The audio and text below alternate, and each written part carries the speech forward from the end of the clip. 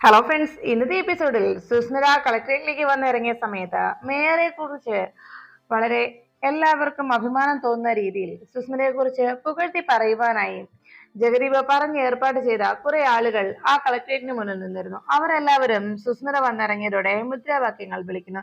അതെല്ലാം കണ്ട് സന്തോഷം നിൽക്കുന്ന സുസ്മിതയ്ക്കരികിലേക്ക് എത്തി ജഗദീപ് പറഞ്ഞു, അതെ, ഇവിടെ നിൽക്കുന്നവരെല്ലാം നമ്മുടെ ആളുകളാണ്, നമ്മൾ പറഞ്ഞ് ഏർപ്പാട് ചെയ്ത ആളുകൾ. അവന്മാർക്ക് മണിക്കൂറിന് 500 രൂപ വീതമാണ് കൊടുക്കേണ്ടത് എന്നറിയിച്ചതും സുസ്മിത ചോദിച്ചു, അയ്യോ, അത്രയൊക്കെ വേണോ? അങ്ങനെ വേണ്ടിയിരുന്നില്ല.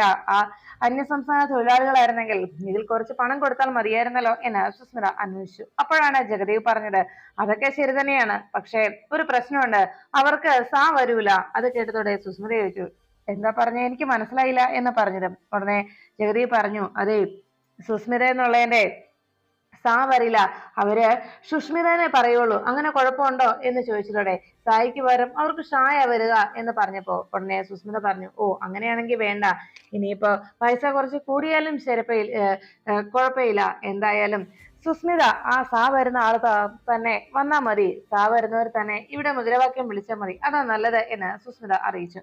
അത് കേട്ടതോടെ ജഗദീപ് പറഞ്ഞു, എന്നാൽ ഇവിടെ ഇങ്ങനെ നിൽക്കണ്ട, നമുക്ക് അകത്തേക്ക് കയറാം, കളക്ടറുടെ അരികിലേക്ക് പോകാം എന്ന് പറഞ്ഞത് സുസ്മിത ശരി, അങ്ങനെ തന്നെ ആവട്ടെ എന്ന് പറഞ്ഞ് ജഗദീപും സുസ്മിതയും കൂടി കളക്ടറെ കാണാനായി ഓഫീസിലേക്ക് കയറാൻ തുടങ്ങുമ്പോൾ വാതിൽക്കൽ നിൽക്കുന്ന മുദ്രാവാക്യം വിളിച്ച ആ തൊഴിലാളികളോട് ജഗദീപ് പറഞ്ഞു, അതെ, എന്തായാലും ഇത്രയും നേരം നീ വിളിച്ചതിലൊക്കെ സന്തോഷമുണ്ട്, നിങ്ങൾക്ക് എല്ലാവർക്കും 500 രൂപയും, അത് മാത്രമല്ല നിങ്ങൾ ഇവിടെ വിളിച്ചതിന് എല്ലാവർക്കും ഓരോ പൈന്റും പിന്നെ ബീഫ് കറിയും ഉണ്ട്, അവിടെ റെഡിയാക്കിയിട്ടുണ്ട്, പോയി കഴിച്ചു. അതിൽ ഒരാൾ മാത്രം മുദ്രാവാക്യം പറയുന്നതിനിടയിൽ ചില ഡയലോഗുകൾ തെറ്റിച്ചതിന്റെ പേരിൽ ജഗദീപ് അയാൾ അടുത്ത് വിളിച്ചിട്ട് പറഞ്ഞു, അതെ, നിനക്ക് ഞാൻ പഠിപ്പിച്ചു തന്ന ഡയലോഗ് നീ തെറ്റിച്ചല്ലേ പറഞ്ഞത്, അതിനിടയ്ക്ക് നീ തോമാചാനെയൊക്കെ കയറ്റിയല്ലോ, അതുകൊണ്ട് തന്നെ നിനക്ക് ഇന്ന് 500 രൂപയ്ക്ക് പകരം നിനക്ക് പൈന്റ് തരുന്നില്ല, അത്രേ ഉള്ളൂ, ഇന്നത്തെ ദിവസത്തെ നിന്റെ പൈന്റ് ഞാൻ കട്ട് ചെയ്തു എന്ന് പറഞ്ഞ് ജഗദീപ് അയാളുടെ ദേഷ്യപ്പെട്ടു. അത് കേട്ടതോടെ ജഗദീപിന് സംസാരം കണ്ട് കുറച്ച് ഓവറാണെന്ന് മനസ്സിലാക്കിയ സുസ്മിത ജഗദീപിനെ അരികിലേക്ക് വിളിക്കുന്നു. ജഗദീപ് എന്നാ ശരി, അങ്ങോട്ട് പൊയ്ക്കോ എന്ന് പറഞ്ഞ്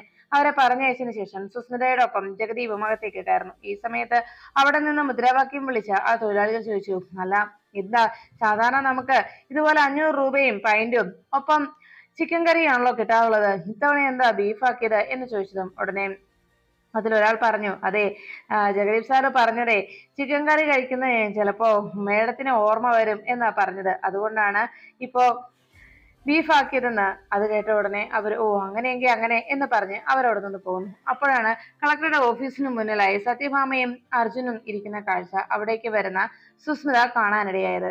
ജഗദീപ് സുസ്മിതയോടൊപ്പം അവിടേക്ക് എത്തിയതും അർജുനും സത്യഭാമയും കളക്ടറെ കാണുന്നതിന് വേണ്ടി വെയിറ്റ് ചെയ്ത് അങ്ങനെ ഇരിക്കുന്നു. ഈ കാഴ്ച കണ്ട ഉടനെ സുസ്മിത വളരെ അഹങ്കാരത്തോടെ സത്യഭാമയുടെ മുന്നിൽ വന്നു നിന്നു. ഉടനെ കളക്ടറുടെ ഓഫീസിലേക്ക് ക്യാബിനിലേക്ക് കയറാൻ തുടങ്ങിയ സുസ്മിതയ്ക്കരികിലേക്ക് അവിടെ ഇരുന്ന കളക്ടറുടെ PA ഓടിയെത്തി. ആ പെൺകുട്ടി അനുപല്ലവി പറഞ്ഞു, അയ്യോ മേഡം, ഇപ്പോ കളക്ടറുടെ അനുവാദമില്ലാതെ കളക്ടറുടെ ക്യാബിനിലേക്ക് കയറിയാൽ സാറ് വഴക്ക് പറയും, അതുകൊണ്ട് സാറിന് അനുവാദമില്ലാതെ കയറാൻ കഴിയില്ല എന്ന് പറഞ്ഞത് ഉടനെ സുസ്മിത വേഗം തന്നെ അനുപല്ലവിയോട് പറഞ്ഞു, അതെ, കളക്ടറുടെ ഓഫീസിലേക്ക് കയറാനേ എനിക്ക് പ്രത്യേക പെർമിഷന്റെ ആവശ്യമില്ല, ഇവിടെ ജോൺ അബ്രഹാം അല്ലേ കളക്ടർ, അയാൾ തന്നെയാണല്ലോ ഇവിടെ കളക്ടറായിട്ടിരിക്കുന്നത് എന്ന് പറഞ്ഞത് ഉടനെ അനുപല്ലവി പറഞ്ഞു, അതെ മേഡം, അങ്ങനെ ജോൺ അബ്രഹാമാണ് ഇവിടെ കളക്ടറായിട്ടിരിക്കുന്നതെങ്കിലേ ഈ സുസ്മിതയ്ക്ക് അവിടേക്ക് കയറുന്നതിന് പ്രത്യേകിച്ച് പെർമിഷന്റെ ആവശ്യമൊന്നുമില്ല.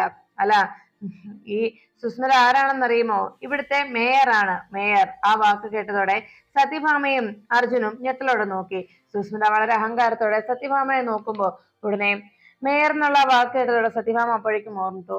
പുറത്ത് താൻ കാറ് കൊണ്ടു നിർത്തിയ സമയത്ത് അവിടുത്തെ സ്റ്റാഫ് ഓടിയെത്തി ഇവിടെ വണ്ടി നിർത്തരുതെന്നും കളക്ടറുടെ വണ്ടി പോലും മാറ്റിയിട്ടിരിക്കുന്നത് മേയർ വരുന്നത് അറിഞ്ഞിട്ടാണ്, അതുകൊണ്ട് മേയറുടെ വണ്ടി വരാനുണ്ടെന്ന് പറഞ്ഞ് സത്യഭാമയുടെ കാർ അവിടുന്ന് മാറ്റിയിടാൻ ആ സ്റ്റാഫ് പറഞ്ഞത് സത്യഭാമ ഓർമ്മിച്ചു. ഉടനെ സുസ്മിത അനുപല്ലവിയോട് പറഞ്ഞു, അതെ, നീ ഒരു കാര്യം അറിയണം, ഇവിടെ ഓൾ ആർ ഈക്വൽ എന്നല്ലേ പറയാറുള്ളത്, എന്നാൽ all are equal but some are some persons are more equal എന്ന് പറഞ്ഞാൽ എന്താണെന്നറിയാമോ എന്ന് ചോദിച്ചു. ഉടനെ സുസ്മിതയുടെ സംസാരം കേട്ട് എന്താന്നുള്ള സംശയത്തിൽ ഇങ്ങനെ ദേഷ്യത്തോട് നോക്കുമ്പോ സുസ്മിത പറഞ്ഞു, അതെ, എല്ലാരും തുല്യരാണ്, എന്നാൽ ചിലർ മാത്രം കൂടുതൽ തുല്യരാണ്, അതാണ് അതിന്റെ വസ്തുത എന്ന് സുസ്മിത സത്യഭാമയെ കേൾക്കെ പറഞ്ഞു.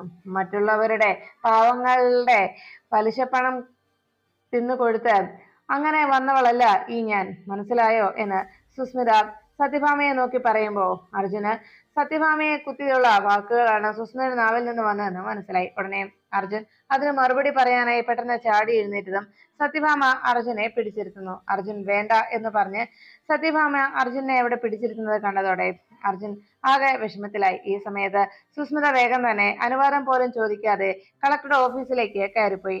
അപ്പോഴേക്കും അവിടെ നിന്നിരുന്ന PA ആകെ വിഷമത്തോടെ സത്യഭാമയെ നോക്കി. അർജുൻ സുസ്മിതയ്ക്ക് ഇങ്ങനെ ഒരു അവസരം കിട്ടിയതിന്റെ ദേഷ്യത്തിൽ സത്യഭാമയ്ക്ക് അരികിലേക്ക് എത്തിയിട്ട് പറഞ്ഞു, സത്യാമ്മ കേട്ടില്ലേ അവൾ പറഞ്ഞിട്ട് പോയത്? അവൾ പറഞ്ഞതൊക്കെ സത്യാമ്മ എന്താ ഒന്നും കേൾക്കാത്ത ഭാവത്തിൽ ഇരുന്നത്? അവളോട് മറുപടി രണ്ടെണ്ണം പറയാൻ പാടില്ലായിരുന്നോ എന്ന് ചോദിച്ചതും സത്യഭാമ പറഞ്ഞു, പാടില്ല അർജുൻ, ഇപ്പോ നമ്മുടേത് മോശ സമയമാണ്. മോശ സമയത്ത് ദൈവങ്ങൾ പോലും മൗനം പാലിച്ചിരിക്കാറുണ്ട് എന്ന് സത്യഭാമ അറിയിച്ചു. അത് കേട്ട് അർജുൻ ആകെ നിരാശയോടെ അങ്ങനെ നിൽക്കുമ്പോൾ സുസ്മിതയും ഒപ്പം ജഗദീപും കൂടി കളക്ടർ ഓഫീസിലേക്ക് കയറി ചെന്നു. ഈ സമയത്ത് ജോൺ അബ്രഹാം തന്റെ മൊബൈലിലെ ഓരോ മോഡൽസിന്റെയും ഫോട്ടോസുകൾ കണ്ട് ആസ്വദിച്ച് അങ്ങനെ ഇരിക്കുമ്പോഴാണ് സുസ്മിതയും ജഗദീപും അരികിലേക്ക് എത്തിയത്. അവരെ കണ്ടതും വേഗം ജോൺ അബ്രഹാം ചാടി എഴുന്നേറ്റു. സുസ്മിത ഇരിക്കണം എന്ന് ജോൺ അബ്രഹാം പറയുമ്പോൾ ജഗദീപും സുസ്മിതയോടൊപ്പം അവിടെ ഒരു ചെയറിൽ ഇരിക്കുന്നു.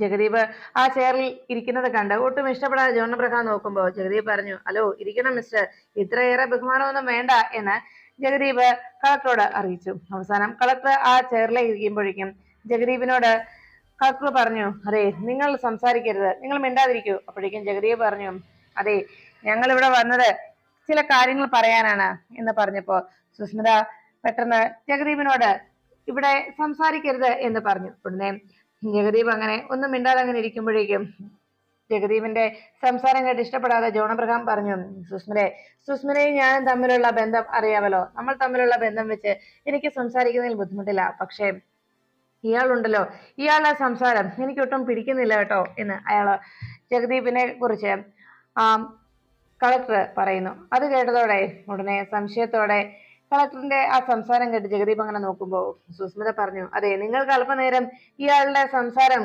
സഹിക്കാൻ കഴിയുന്നില്ല, അപ്പോ ജീവിതകാലം മുഴുവൻ ഞാൻ ഇതിനെ തലയിലേറ്റിക്കൊണ്ട് നടക്കുന്നതോ എന്ന് ചോദിച്ചപ്പോ ഉടനെ ജഗദീപ് കണ്ടോ അതാണ് കറക്റ്റ് എന്ന് പറഞ്ഞ് സുസ്മിതയുടെ വാക്കുകൾ കേട്ട് വലിയ അഭിമാനത്തോടെ ജഗദീപ് ആ കളക്ടറെ നോക്കി. ഈ സമയത്ത് സുസ്മിത പുറത്തിരിക്കുന്ന സത്യഭാമയെയും അർജുനെയും നോക്കിയിട്ട് കളക്ടറോട് ചോദിച്ചു, അല്ല പുറത്ത് രണ്ടുപേർ വെയിറ്റ് ചെയ്തിരിക്കുന്നത് കണ്ടില്ലേ, അവർ വന്ന വിവരം അറിഞ്ഞില്ലായിരുന്നോ ജോണ് എന്ന് ചോദിച്ചതും ഉടനെ കളക്ടർ പറഞ്ഞു, ഞാൻ കണ്ടിരുന്നു, ഞാൻ മനഃപൂർവ്വം തന്നെ അവരെ അവിടെ ഇരുത്തിയിരിക്കുന്നതാണ്, കുറച്ചു നേരം അവർ കാത്തിരിക്കട്ടെ എന്ന് പറഞ്ഞ് ഞാൻ അവിടെ തന്നെ നിർത്തിയിരിക്കുന്നതാണ് എന്ന് ജോൺ അബ്രഹാം അറിയിച്ചു.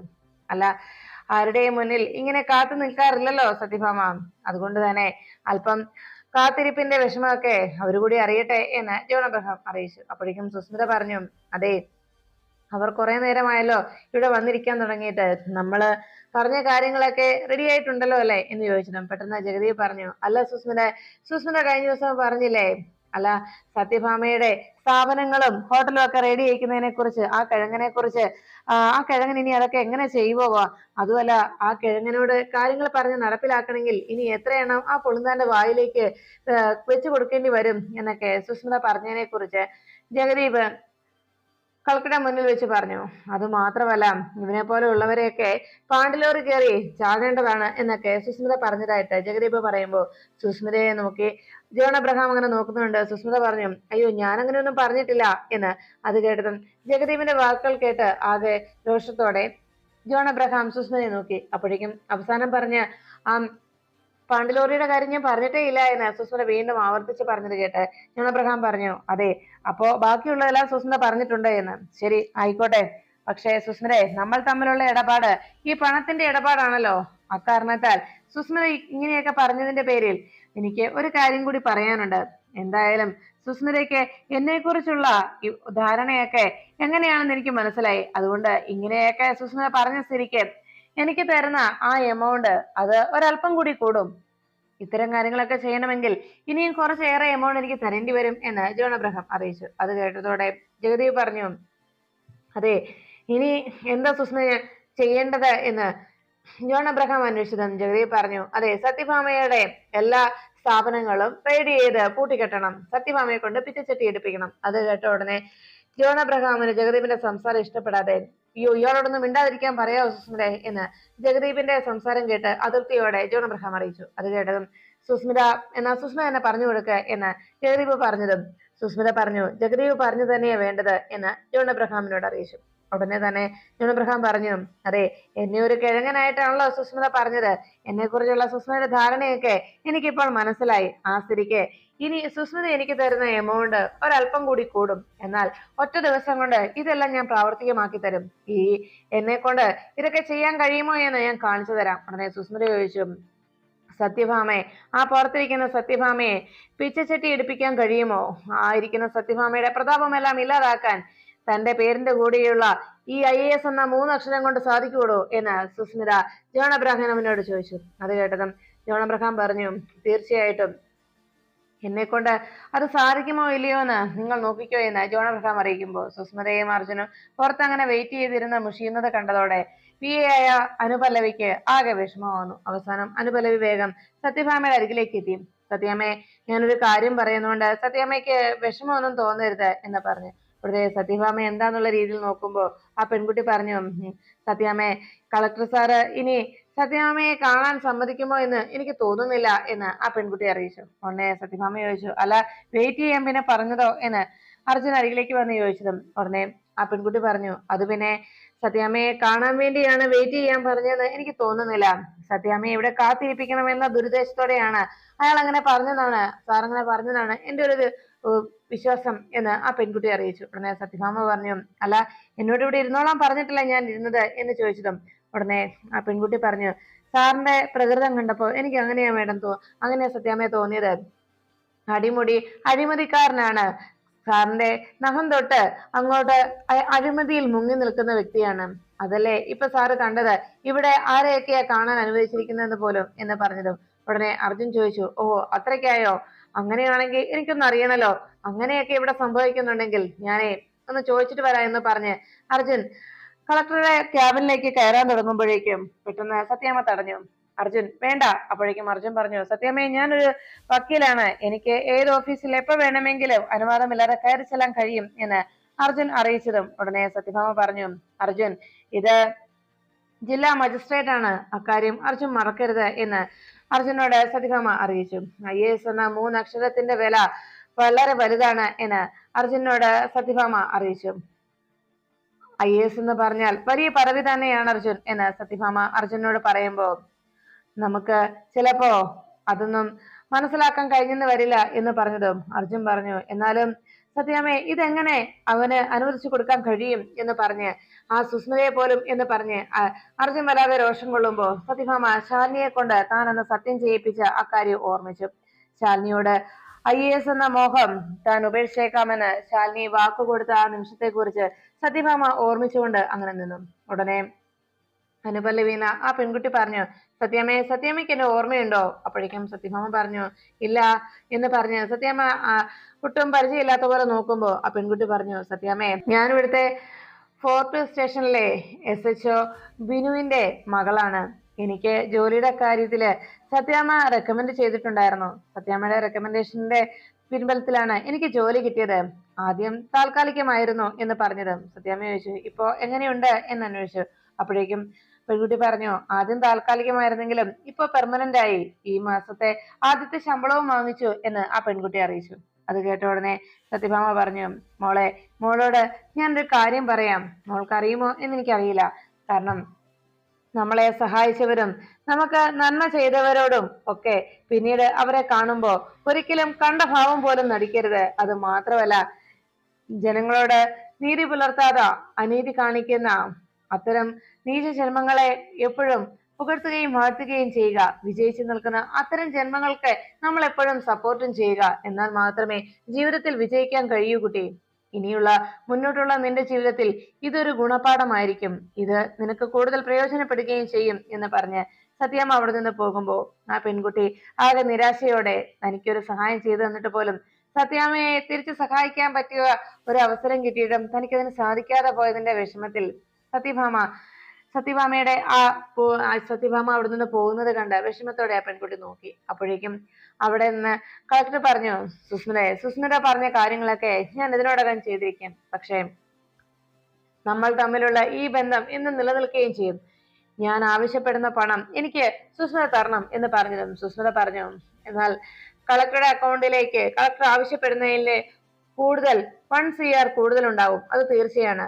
അപ്പോഴേക്കും കളക്ടറുടെ തനിക്ക് വേണ്ട പണം എത്രയാന്ന് പറഞ്ഞു. സുസ്മിത അത് ആ നിമിഷം തന്നെ അവരുടെ ആ കളക്ടറുടെ അക്കൗണ്ടിലേക്ക് ക്രെഡിറ്റ് ചെയ്തു. കളക്ടറുടെ മൊബൈലിൽ മെസ്സേജ് ട്യൂൺ വന്നതും സുസ്മിത തനിക്ക് പണം അയച്ചത് കണ്ട് വേഗം കളക്ടർ ആ മൊബൈലിൽ വന്ന മെസ്സേജ് എടുത്ത് നോക്കുന്നു.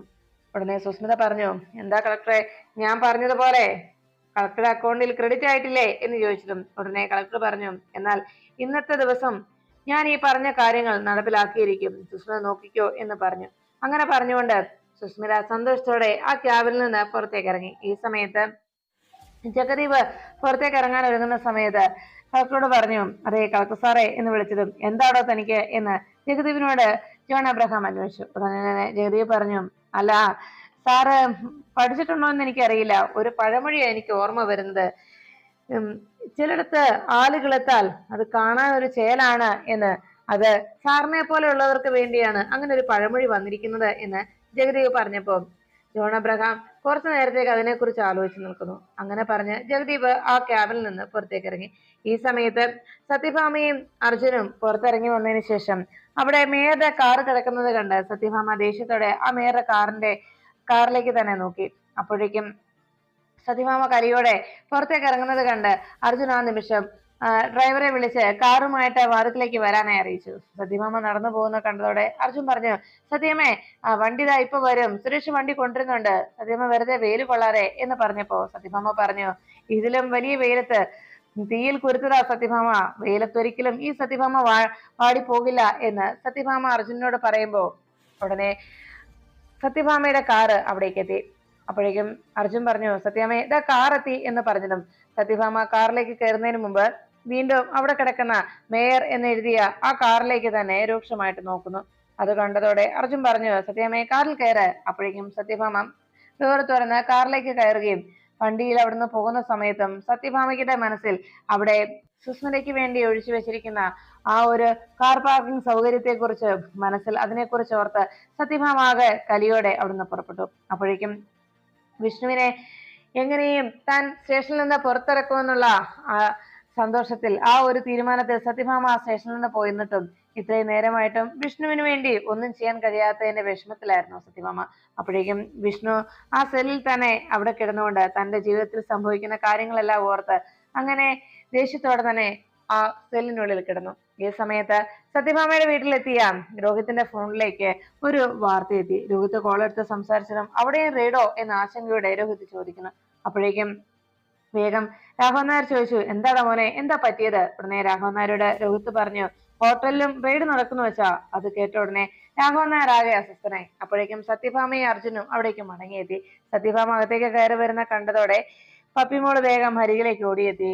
എല്ലാ അച്ഛമ്മേ, എന്താ അച്ഛമ്മേ, വെല്ലിച്ചൻ എവിടെയെന്നാ ചോദിച്ചത് എന്ന് ചോദിച്ച് വിഷ്ണുവിനെ അന്വേഷിച്ചു. അപ്പോഴേക്കും സത്യഭാമയ്ക്ക് മറുപടി ഒന്നും പറയാനില്ലാതെ ആകെ വിഷമത്തോടെ അർജുനെ നോക്കി. അതിനുശേഷം മോളെ മാറ്റി നിർത്തി ആകെ വിഷമത്തോടെ സത്യഭാമ ആ കസേരയിൽ ചെന്നങ്ങനെ ഇരുന്നു. ആ സമയത്ത് അപ്പുറത്ത് നിന്ന അർജുന്റെ അരികിലേക്ക് വേഗം മോൾ ഓടിയെത്തി. അങ്കിള് പറ, എവിടെ എന്റെ വെല്ലിച്ചനെ കൊണ്ടുവരാന്നല്ലേ അങ്കിള് പറഞ്ഞത്, വെല്ലിച്ചൻ എവിടെ എന്ന് ചോദിച്ചു. അർജുൻ വേഗം അരികിലിരുന്നിട്ട് പറഞ്ഞു, മോളെ വെല്ലിച്ചൻ വരും. അത് കേട്ട ഉടനെ എനിക്ക് ഇപ്പൊ തന്നെ കാണണം വെല്ലിച്ചനെ, എവിടെയാ അങ്കിൾ എന്റെ വെല്ലിച്ചൻ എവിടെ എന്ന് ചോദിച്ച് ആ കൊച്ച് വല്ലാതെ ബഹളം ഉണ്ടാക്കി. പപ്പി ബഹളം വെക്കുന്നത് കണ്ട് എല്ലാവർക്കും ആകെ നിരാശയായി. ആകെ സങ്കടത്തോടെ അങ്ങനെ നിൽക്കുമ്പോ വേഗം ശ്യാമ അർജുന്റെ അരികിൽ നിന്ന് മോളെ വിളിച്ചോണ്ട് വരുന്നു. പപ്പി ഇങ്ങ് വന്നേ, നിന്നോട് ഇങ്ങ് വരാനല്ലേ പറഞ്ഞത് എന്ന് പറഞ്ഞ് മോളെ ബലമായി ശ്യാമ എടുത്തുകൊണ്ട് പോകുന്നു. ശ്യാമ ദേഷ്യപ്പെടാനൊരു ഒരുങ്ങുന്നത് കണ്ട് അവിടെ നിന്ന് എല്ലാവർക്കും ആകെ വിഷമാകുമ്പോ ശ്യാമ പപ്പിയോട് പറഞ്ഞു, അതെ എല്ലാരും കൊഞ്ചിച്ച് പെങ്കൊച്ചാകെ അങ്ങ് വഷളായി പോയി, നിന്നോട് പറയുന്നത് കേൾക്കുവച്ചേ എന്ന് പറഞ്ഞ് ദേഷ്യത്തോടെ പപ്പിയെ എടുത്തുകൊണ്ട് ശ്യാമ വേഗം റൂമിലേക്ക് പോകുന്നു. ഈ സമയത്ത് ആകെ നിരാശയോടെ അർജുനും ആ സിറ്റിയിലേക്ക് വന്നിരുന്നു. അരികിലിരുന്ന രോഹിത്ത് ഇനി എന്ത് ചെയ്യുന്നുള്ള രീതിയിൽ അർജുന്റെ കയ്യിൽ എങ്ങനെ പിടിക്കുമ്പോ, എന്താടാ മോനെ, എന്താ പറ്റിയത് എന്ന് ചോദിച്ചു. ഉടനെ എന്താടാ സംഭവിച്ചത്, വിഷ്ണുവിന് എന്താടാ പുറത്തിറക്കാൻ കഴിയാത്തത് എന്ന് രാഘവൻ നായർ അന്വേഷിച്ചതും ഉടനെ അർജുൻ പറഞ്ഞു, അതച്ചാ ഇത്രയും നേരമായിട്ടും വിഷ്ണുവിന്റെ അറസ്റ്റ് രേഖപ്പെടുത്തിയിട്ടില്ല. ഉടനെ രാഘവൻ നായർ ചോദിച്ചു, അതെന്ത് പരിപാടിയാ, അങ്ങനെ ഇതുപോലെ അവർക്ക് അങ്ങനെ പിടിച്ചു വെക്കാൻ കഴിയുമോ എന്ന് ചോദിച്ചതും അർജുൻ പറഞ്ഞു, അച്ഛാ ഉം, 24 മണിക്കൂർ അങ്ങനെ കരുതൽ തടങ്കലിൽ വെക്കാനുള്ള ഒരു നിയമം ഉണ്ടച്ചാ. അങ്ങനെ ഒരു നിയമം ഉണ്ട്. അതുകൊണ്ടാണ്. പക്ഷെ അതിനുശേഷം ഏതെങ്കിലും മജിസ്ട്രേറ്റിന് മുന്നിൽ ഹാജരാക്കിയേ തീരൂ. ഇനിയിപ്പോ നാളെ 2 ദിവസത്തേക്ക് കോടതി അവധി കൂടിയാണല്ലോ. അതാണ് ഇപ്പോ നമുക്ക് ഒരു തിരിച്ചടിയായത്. അത് മാത്രമല്ല, ഈ സമയത്തിനോടകം അവർ ഏതൊക്കെ കേസാണ് അവിടെ വിഷ്ണുവിന്റെ മേൽ കെട്ടിവെക്കുക എന്ന് കൂടിയും അറിയില്ല.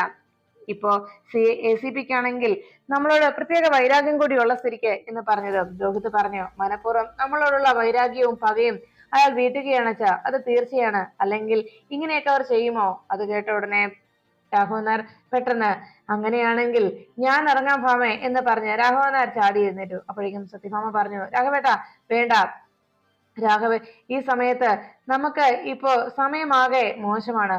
അതുകൊണ്ട് തന്നെ രാഘവേട്ടനും കൂടി ഇനി അകത്തായാൽ എന്റെ 2 കൈയും തളർന്ന അവസ്ഥയിലാകും. അതുകൊണ്ട് വേണ്ട രാഘവേട്ട, ഇപ്പോ നമ്മുടെ സമയമാകെ മോശ സമയമാണ് എന്ന് സത്യഭാമ രാഘവൻ നായരോട് അറിയിച്ചു.